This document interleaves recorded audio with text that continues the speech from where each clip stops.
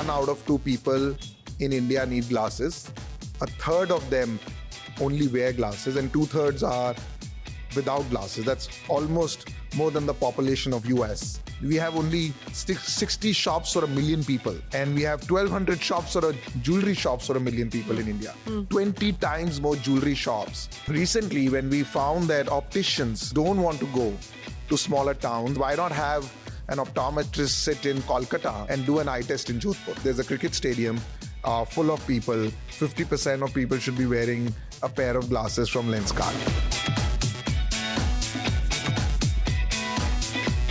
Eyewear was always a medical category. We never treated it as a medical category when a consumer walked. No, you made it cool. We made it cool. When we launched our first ad where a guy was sitting in the library and the specs were changing, and then in the end the girl came and sat in his laps. I mean, a lot of people were like, are you being frivolous? Some very, very senior people would tell me, yaar, make some dhang ke chashme also. I remember my co-founder, when he was getting married, his father-in-law was saying, ye chashme wale se shaadi, you know.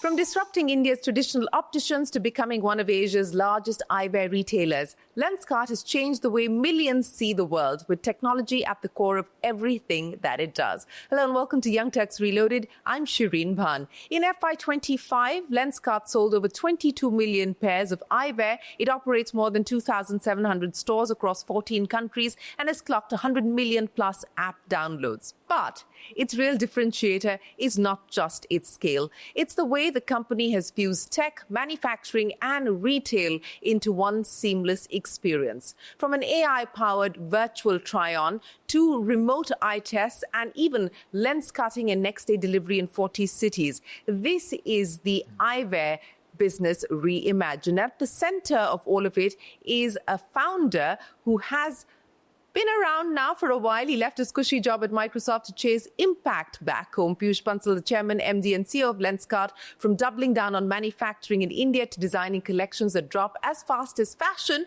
from smart glasses to eye screening programs. Let's decode how Lenskart is rewriting the rules of the game. Peyush, many thanks for joining us here. It's great to have you back on Young Turks. It's been, a decade since we last spoke? Almost. Maybe more than a decade, maybe 12 years. And a lot has changed for you, hasn't it? Yeah, it's been roller coaster. It's been a roller coaster of a ride. I remember we were doing Search My Campus when we first met. And Search My Campus actually started in 2008, a couple of houses away from this current house that you're exactly in. 50 meters away from here. 50 meters away from where we are today. Yeah, in the garage.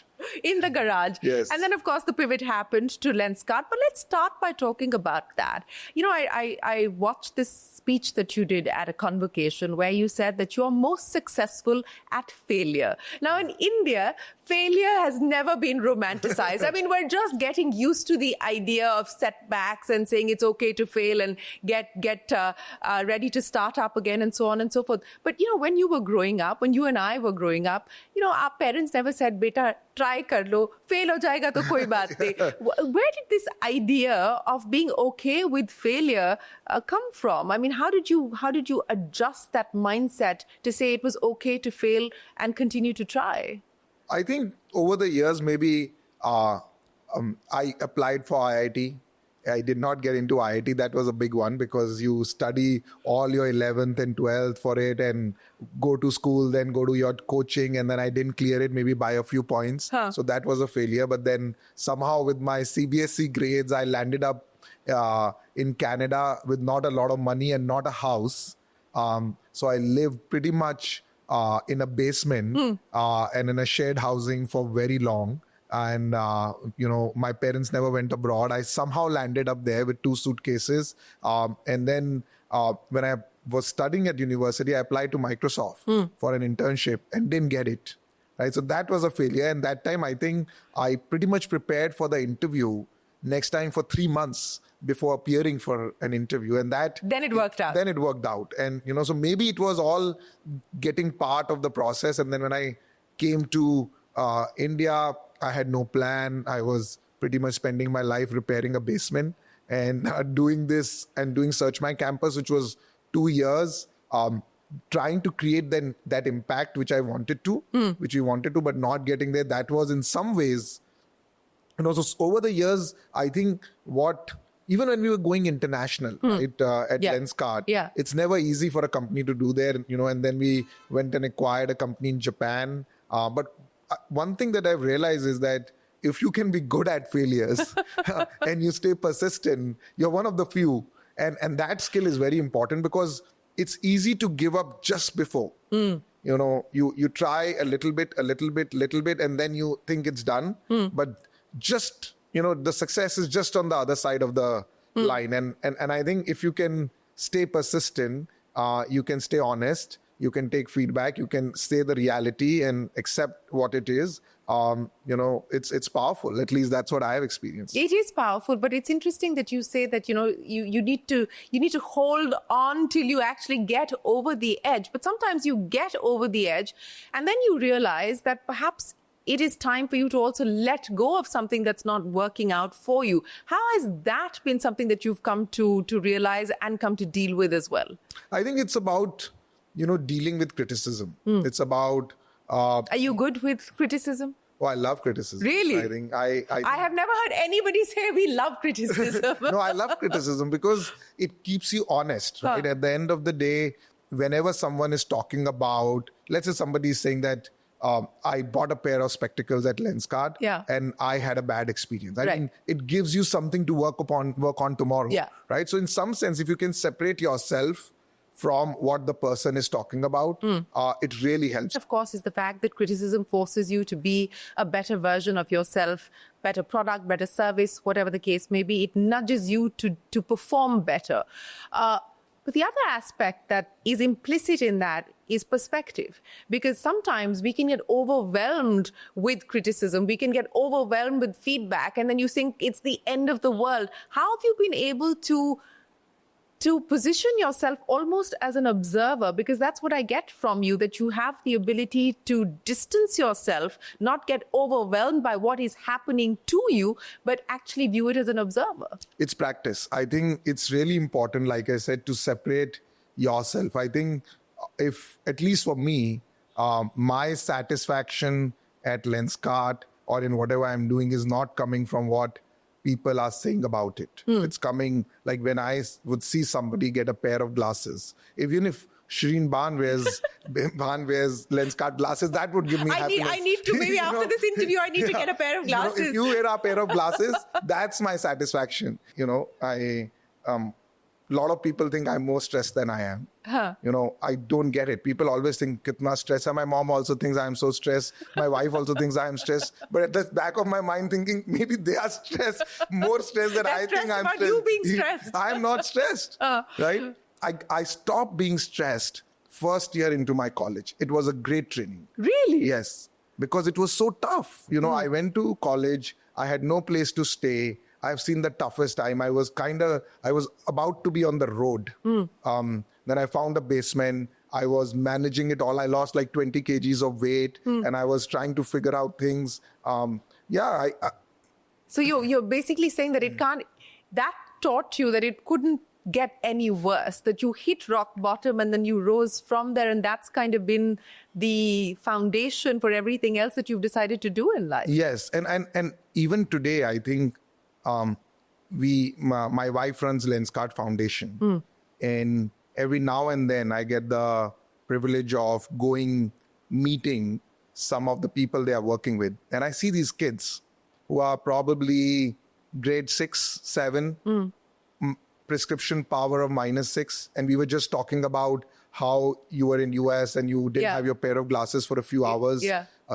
Imagine those kids. No, I needed to get a pair of glasses overnight. Overnight, because, I take this off for a few minutes and it's very tough. Now, these kids have gone all the way from kindergarten to grade 6 and they have a pretty high myopia, but they never could get a pair of glasses. They don't even know that their life could be better. Now, when you think of that difficulty, it changes your perspective totally about, everything that we just spoke about in terms of persistence. I think persistence of a child who has myopia of a -3, -4 to study, to come to school every day and trying to pass an exam would be significantly higher than all the failures that we spoke about so far. So I think that keeps you grounded and kind of see that nothing wrong that is happening here is as significant as what is happening there. Yeah, and that brings back the perspective that we were talking about, which is so important. But let's talk now about Lenskart and the journey that you've been on. In many ways, businesses like yours have been category creators because they've disrupted the way that consumers were buying this category. I mean, eyewear, organized eyewear was minuscule in this country. It continues to still be fairly small as a segment. But the idea of going online and buying what was seen as almost like, this is the doctor prescribing you something, and to trust Lenskart with that, what has been the biggest learning for you? What was the most important thing that you did to create this category now as you look at it in hindsight? See, I think the most potent thing we did is that none of us were from eyewear, right? The only thing we knew is that 1 out of 2 people in India need glasses. A third of them only wear glasses and 2/3 are without glasses. That's almost more than the population of US or, in India sitting without glasses. And so everything we did was with that lens in mind. And we kept innovating. To give you an example, the whole supply chain of eyewear is very localized. And that's the biggest barrier for that access to get created. So far, I think people were not thinking about that problem from that perspective. They were like, okay, I'll do a business, I'll open an eyewear store, but there are 500 million people without glasses. Why are they not getting it? And then when we realized we have only 60 shops for 1 million people, and we have 1,200 shops or jewelry shops for 1 million people in India, 20 times more jewelry shops. And we have almost going to be 1 billion plus people who need vision correction in India in the years to come. Why is that not happening? So we went back and said, okay, can we do what Amazon did to retail, to other categories, and push all of this distribution and supply chain backward? That was a big breakthrough because it allowed something which was just-in-time manufacturing to suddenly get the legs it needed to be available to people across. And then recently, when we found that opticians and optometrists don't want to go to smaller towns, and we need eye test in a Jodhpur, in an Udaipur, in a Tirupati, in a Shimla, we and the teams kind of figured out the solution that why not have an optometrist sit in Kolkata and do an eye test in Jodhpur, right? I think that was the biggest thing we did because we didn't have any baggage, I would say, thing telling us that this is not possible. They're like, okay, this is the problem. Let's see whether there's a solution, and maybe technology has a way to solve it. I think that to me was the biggest differentiator. You're now in the market with your DRHP and you're hoping to go public. But I want to go back to the first fundraise, and you've had more than a dozen rounds as far as funding is concerned. But I want to go back to the very first one. How different was the pitch deck from what it looks like today? Of course, the numbers are completely different, but the vision, how different was the vision from the first pitch deck to the DRHP today? In some ways, totally different, and in some ways not. I think the initial, it wasn't a pitch. I think TCM from Chirate landed up at our office where we sent out a mass email saying about glasses. And then when we met him, we were like, okay, India is the blind capital of the world. We want to be the eyewear capital of the world, kind of thing. And that was the tagline. That was in our heads, yes. The way I explained it to TCM is that the way I imagine it is that if there's a cricket stadium full of people, 50% of people should be wearing a pair of glasses from Lenskart, right? And in some sense, that hasn't changed. But yeah, at that time, Chirate had thought this is going to be a 40 crore annualized revenue company. And over the years, I think we are now talking about how do we get vision to a much larger population. We ended up going abroad. So in many ways, nothing different, but one common thread that remains is, can we get vision for 1 billion people? A vision for 1 billion people, that's the ambition that you're working towards. But the decision to IPO, and of course, in your case, you have investors who require exits and so on and so forth.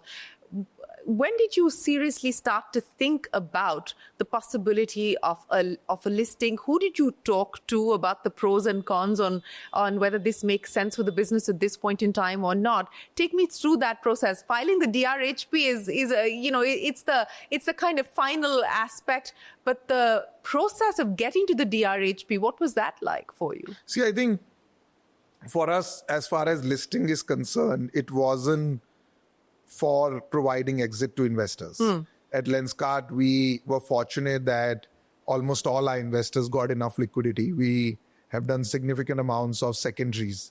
You've done more secondaries than primary at Lenskart. So it wasn't ever a decision about, in fact, for a lot of our investors, even if we decided to stay private for the next 5 years, they'll be very happy. In fact, there's no problem. We decided, one thing we were very clear is that we would do what will allow us to take us closer to that vision for billion. I think as we got ready, more and more ready management-wise as a company, as we became profitable, and particularly in the current landscape of AI, the talent that is needed to go to the next level, which is also a big opportunity for Lenskart. I mean, we are a tech-driven eyewear company, and with tech, you could do only this much so far. But with AI, we don't even know what we can do so far. So from that perspective, I think getting talent of the next level, building foundations to take, governance, to take discipline, to take, overall, I would say, operational excellence to the next level. I just felt this is the right time. But most important for me is talent, because today... You think you'll get access to better talent because you're a listed entity? I think so, because you are now going to compete with the Metas and the Googles of the world. And we need that talent. And for the longest time, the only benchmark I used to have at Lenskart was, I need the topmost engineers who are graduating out of colleges. When they have a job offer from Amazon, Google, are they going to choose Lenskart? Because that is what is going to define what we are going to build 10 years forward. And that was the discussion I used to have in our office all the time. Those engineers need to want to work at Lenskart proudly, and not a few of them, hundreds of them. And how many do you currently have? About 530 plus, right?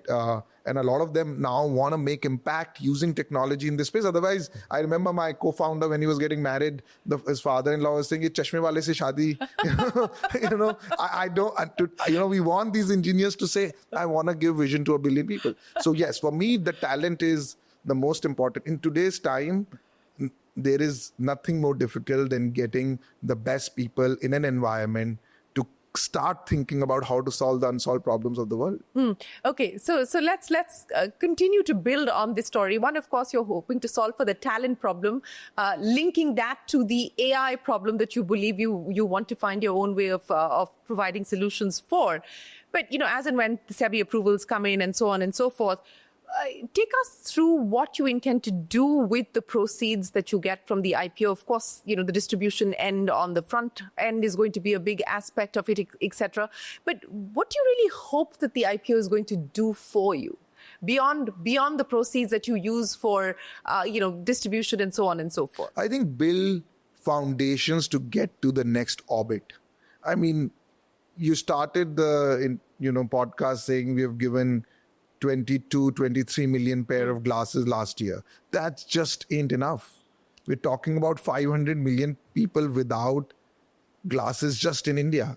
And so the numbers need to change. So we need to build the foundation to go to the next level. And I do genuinely think, I'm beginning to believe now that getting on that platform, provided you can keep yourself sane in terms of not watching the numbers every day, and keep staying long term, it allows you to really take things to the next level. When I look at companies like Amazon and I look at companies like Meta and Google, they went public very long back, and the kind of impact they have created after and they wealth. went public, and wealth they've created after, that may be secondary, not biggest criteria for us right now, but the impact they have created, I somehow over the year, months of thinking, realize it is probably only possible, or it is once you go list, because your landscape changes, that you can raise money when you need it, the freedom that you operate with, the talent that you're able to bring in. Because,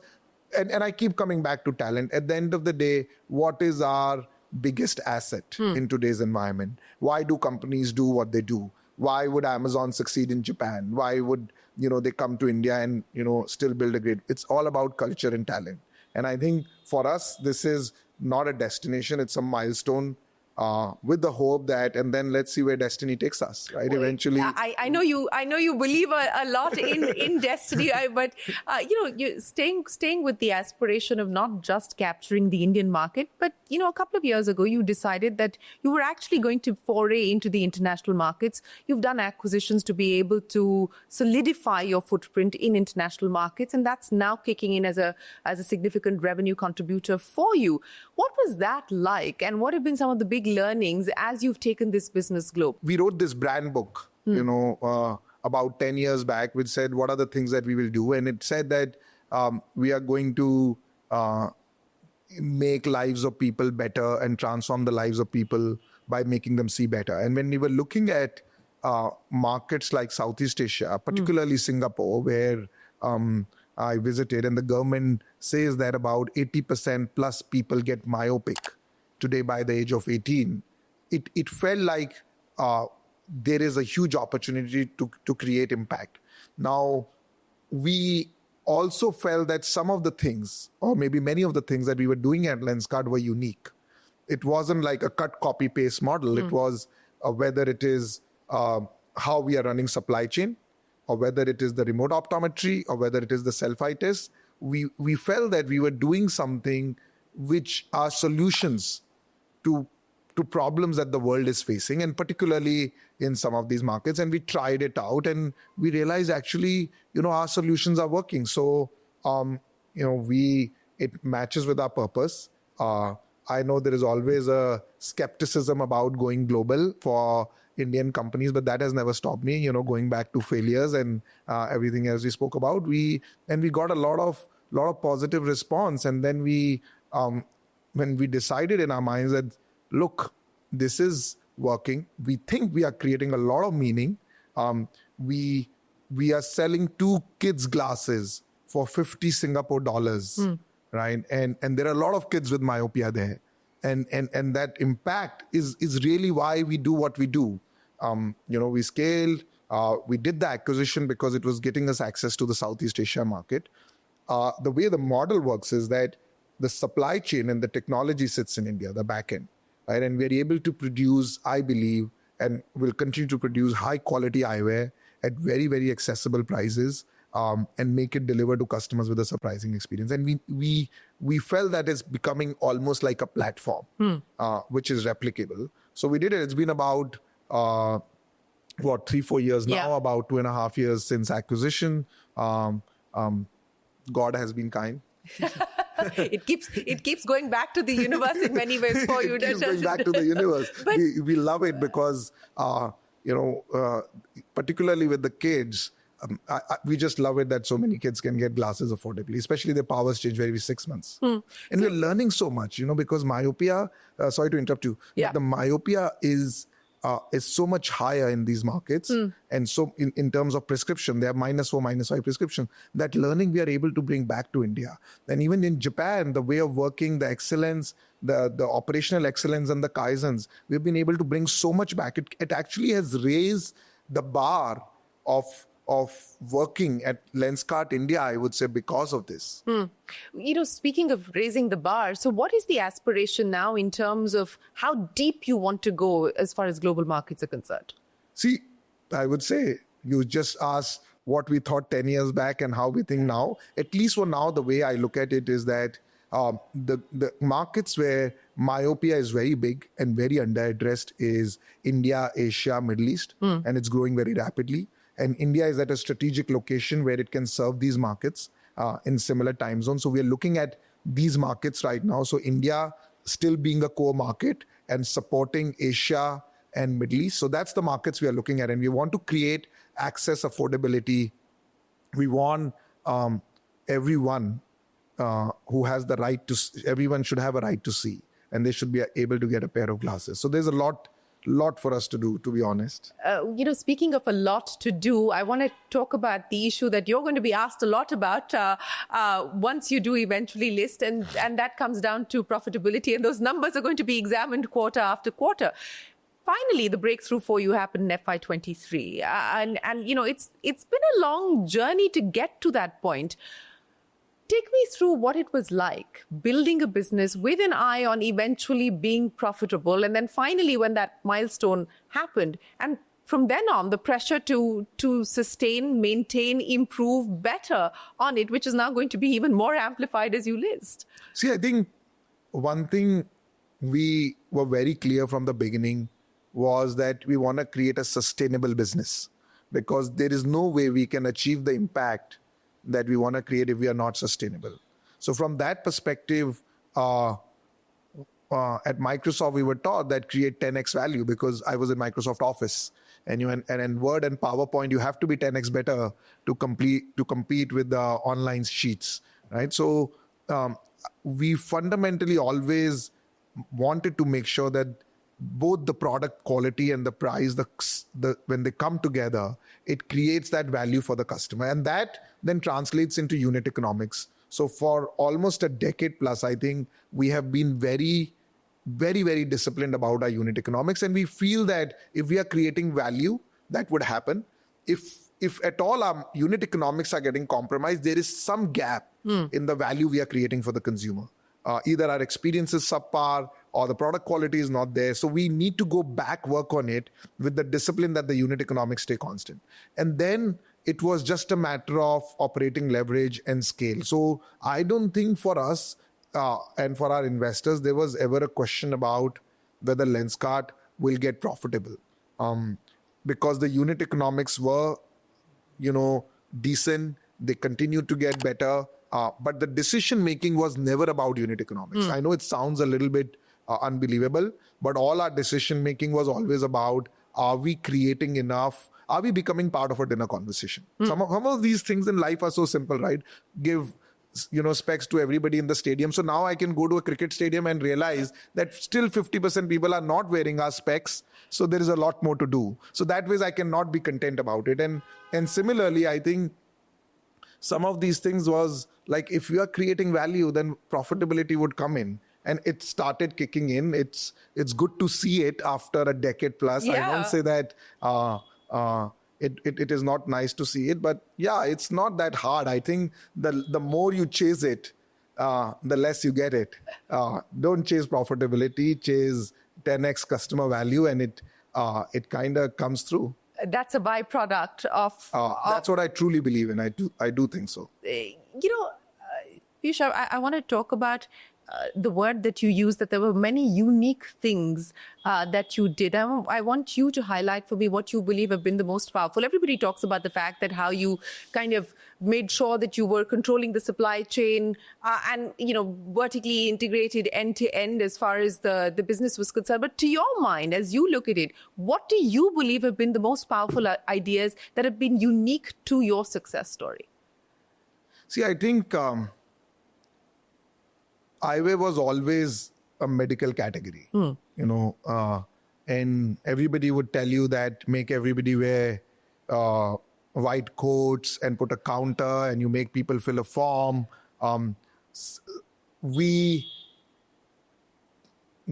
never treated it as a medical category when a consumer walks. No, you made it cool. We made it cool. And with a lot of criticism, because when we launched our first ad where a guy was sitting in the library and the specs were changing, and then in the end the girl, the girl came and sat in his laps. I mean, a lot of people were like, are you being frivolous with such a serious category? I went to events and some very, very senior people would tell me, make some dhanke chashme also. What are you doing with this category? But I think it was unique, but it was powerful because people don't want to be told every day that they are becoming blind. We buy the phone not for talking on the phone today. We buy the phone for clicking a selfie, right? It's a byproduct. And we don't wear shoes because our feet will not get wet. We wear shoes because we look good. I think that whole unique way of looking at the category was a big turning moment in the mind of consumers because they finally felt that I can go and try glasses. I don't have to be, tagged as, what is the right word, as a patient, just because, I need vision correction. That was very, very, very unique, I think, and a turning point for us. I think the virtual try-on on the app was powerful. Many would say that it is I know a lot of investors would say, okay, what is the conversion after the virtual try-on? What is the conversion after the virtual try-on? It doesn't matter, right? What it is doing is it is giving people infinite possibilities. At the core of it, it is letting them enjoy this category because they never have. And you couldn't go to a store, but how many glasses will you try? 5, 10, 15. You can try here thousands within seconds. And it's just fun. So why can't things be just fun, right? I think that to me, not making it feel like doctors and patients. And when I was very particular when we were designing the iPad system of the term that we will not call it patient. Even today, the opticians at Lenskart or the optometrists at Lenskart fight with me. Why don't we have a coat? And they want the coat. They want the coat, and the customers want the coat. Many customers want the coat that, just because this is a 25-year-old, just because there's a 25-year-old kid, I don't trust them to do the eye exam. If they wore a coat, you would trust them. So, and it takes a lot of, I would say, lot of criticism, I would say, a lot of persistence to stay course and say, come what may, we are not going to make a customer walking into Lenskart a patient. Because, that whole stigma that has always existed in the Indian consumer home and maybe globally also, that people very proudly say, "Mere ko chashma nahi laga hai," right? "Main theek hu," Or the moment the kids get glasses, they get such a big beating. Main to bol hi raha tha ki phone mat dekho, TV mat dekho. Arey boss, it's not a crime. You talked about your co-founders and you said, in a way, destiny played a part in all of you getting 100% coming together, and you described them as the children that your parents never had. So, what has it been like to actually build that team?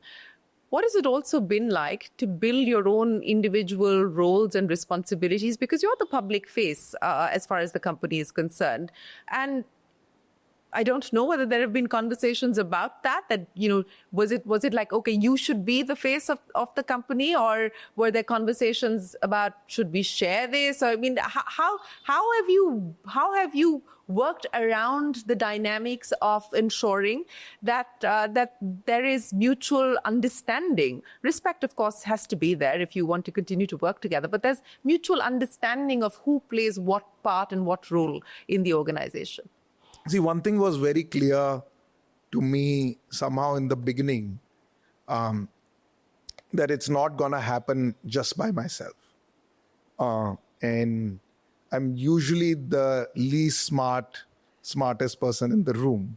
And I need people to come along and do this. And that's the only way anything would happen. And maybe I read it somewhere that wisdom prevailed on me for very early. The only thing that keeps people together is 100% trust, and not having these walls and not having, I can shout at my co-founders. It's not suddenly going to say I'm resigning or I'm leaving or anything. I think that transparency and honesty in anything. Today, to be honest, we are, touch wood, we've been working together for 14 years. If I give a document to my co-founders, they won't read it. Even if I tell them to read it, they won't read it. right? And that is important to build, which means that you have to demonstrate this over a period. They can never get surprised by what you did. And if they ever did, they should be able to come and speak to you about it without having to go through and without having to feel shy about it. So it's important to build that. Coming to roles, I think in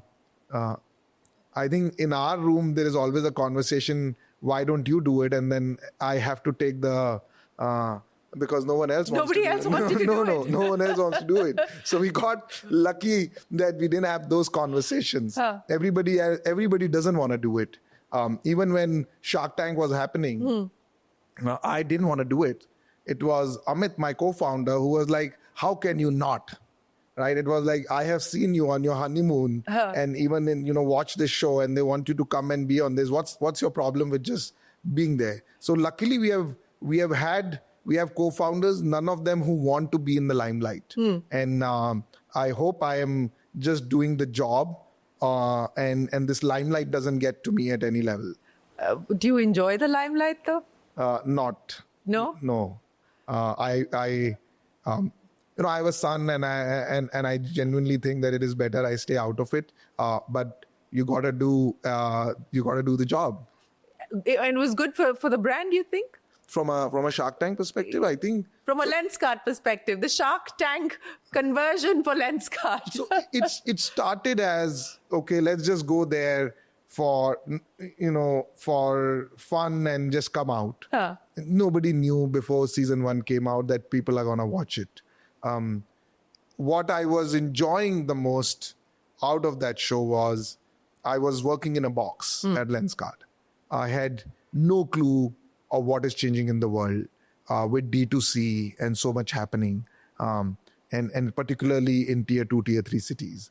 And the pace at which things were changing, the cost of doing those things. So, and that was, very, very helpful for me at Lenskart, because people would bring all these proposals to me and I would approve them.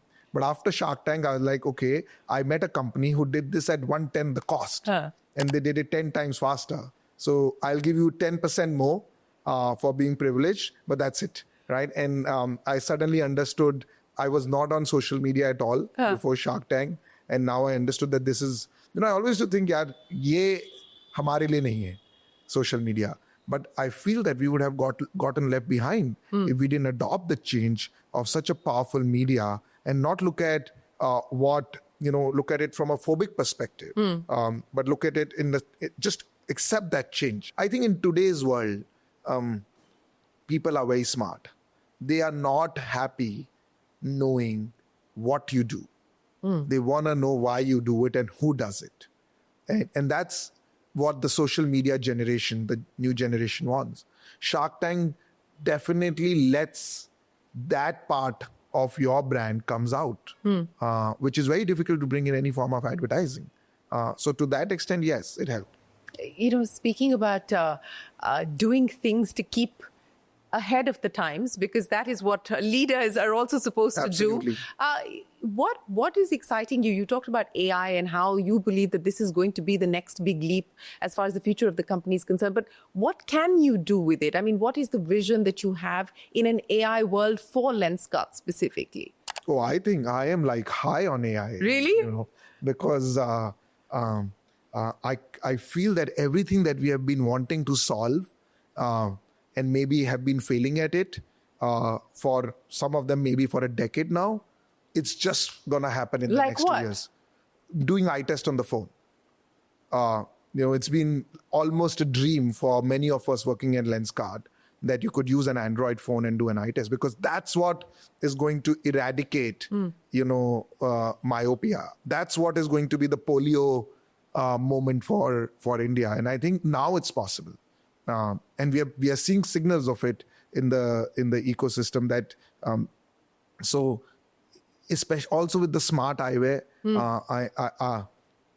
I mean, I don't know if we are still to see what the smartness will be used for, but one thing I can tell you that if you're a visually impaired person with smart glasses, you should be able to the camera glasses. Yeah. You should be able to have a much higher quality of life. Is that a game that you want to play? Because the big boys, in your words, are already there. I don't think we are determined by what the big boys do or the small boys do, right? We are determined about, I think if we truly stay course to, and truly stay genuine to the purpose, and we have that empathy for the consumer in improving their lives through eyewear, we would get there. So that is a plan. That is the plan. I mean, we want to be full stack. We want to invest in it. I mean, you've got the opportunity of it. I mean, if we don't do it, then who would? I mean, we have been lucky that we have consumers who are willing to trust us. We are profitable. We have capital. If we don't invest in it, who will? I mean, this is and from blind capital of the world to eyewear capital of the world is yet to be done. And to this the is smartwear capital of the world, eyewear capital of the world. Eventually, smart is a way to improve quality of lives of people, right? What the smartness will do is yet to be determined. I mean, but yeah, if it improves quality of life of people through vision care, it falls right under what Lenskart wants to do. So what is the ambition there that you've been able to kind of crystallize, and how close are you to being able to convert that into reality? So we take very long-term bets at Lenskart. I think whenever we got into supply chain or we got into designing of eyewear or acquiring a business in Southeast Asia, even with smart eyewear, the bet we are taking is we have to invest in R&D. We don't want to just label products and bring into India. We want to do the hardware. We want to do the firmware. We want to do the software.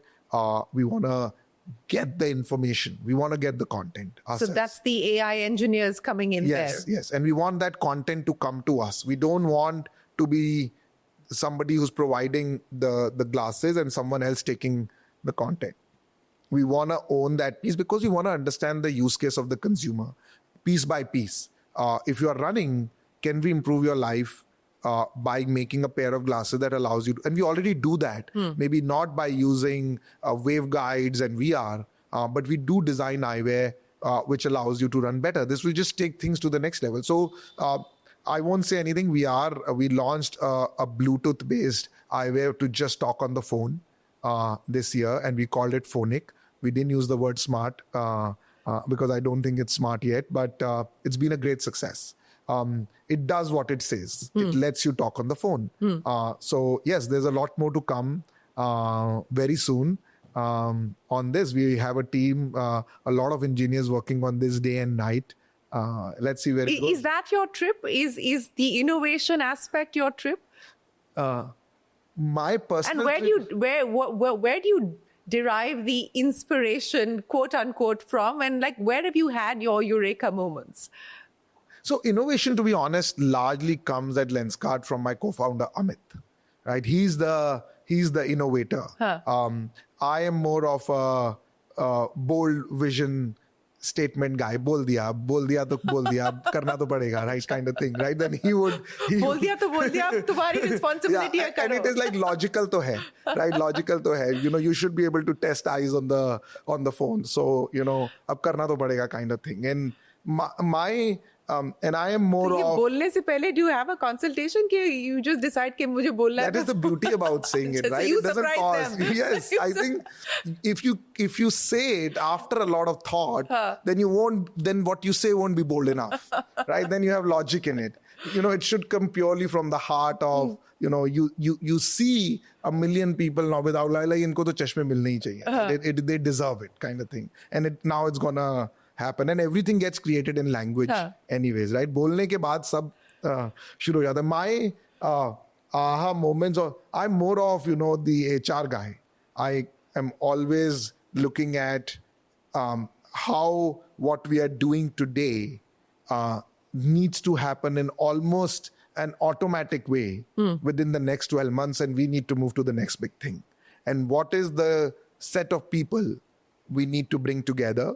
So in some ways, one thing that has always inspired me is the Indian cricket team, especially in the last decade, and when Dhoni came in, and how he really made it objective.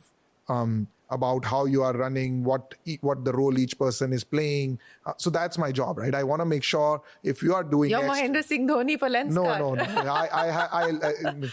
I mean, in some ways, my role is that, I would say. I am not Mahendra Singh Dhoni, but to put right people in the right place at different points in time and kind of step back and convince them to do something which they never thought they would do is large part.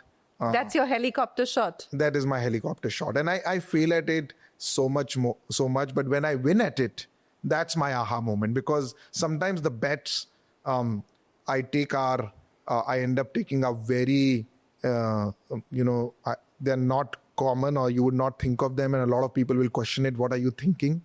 And when they turn out to be right after a lot of failures, maybe some of them, then I like, dekho maine, I thought this person can do it, and look at what they're able to do. We have put people who were working in the factory. One of my very old team members, Ramnek, he joined in the factory, and we decided to give him the role to lead India revenue. He's never done revenue. He's only been in a factory, and then technology. It was such a bold bet, not a popular one. And I think we gave it to him, and he did so well at it. I think that's what I love to do. Is to take the unpopular decisions? To take especially the unpopular decisions are what give me the aha moment. This whole gold membership at Lenskart. Yeah. And the idea that people should buy 2 pairs of glasses because it's buy one, get one. And that is the only way they will get used to the joy of having more than one, was again a very non-popular decision. That why would somebody pay for a membership to own 2 pairs of glasses when I just need one? And today I think people are very happy owning 2 pairs of glasses, and because they ended up owning 2, they own a 3rd and a 4th. So I love this kind. So now all the the unpopular decisions. This is what I'm maybe good at. Making in India, and I want to understand from you what that playbook for you has specifically been like, and what you would share as the big learnings. Making in India for India, and now making in India for the world. What have been some of the biggest learnings there? So I think it's just, India is an amazing place to do manufacturing, that's not the general perception. Perceptions are usually not right. So it is the kind of talent we have in engineering just makes us a great place for manufacturing, because in manufacturing you need to evolve. You need to evolve every day. You need to do the Kaizens every day. I think India has the best talent today, one of the best talent, which is great at doing these. We can do first principle automation and engineering and solutioning. We have created some of the highest quality machinery, affordability, scooters, bicycles, cars now are getting exported. So why not? There are so many things that as Lenskart we have done in China, and now we do in India, and I can see that the way our people are just full of energy and finding newer ways to do those things. That's the power. It's not about the short-term labor cost saving. It's what you're able to deliver with it. That's the power. So I think my learning has been that if you are trying to create world-class products and you think technology and engineering and first principles problem solutioning has a role to play in it, there is no better place in India. We are able to produce at lower cost. We have the infrastructure. The government is very supportive, and the quality is excellent. And the biggest difference is the talent. Biggest difference. We have best of the engineers today willing to go work in a factory and solve these problems. They love it. Somehow necessity is the mother of invention. Yeah.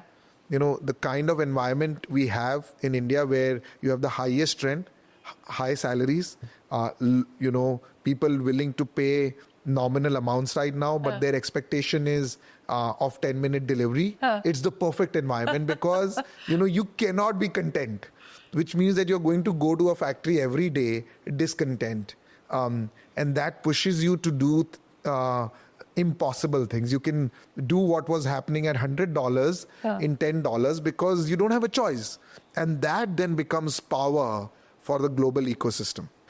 I think in the next 2 years, with AI and manufacturing, things are going to be very different. Next 2 years? 2 years, max. In a week, things are changing so fast, I'm paranoid about it. What are you most paranoid about today?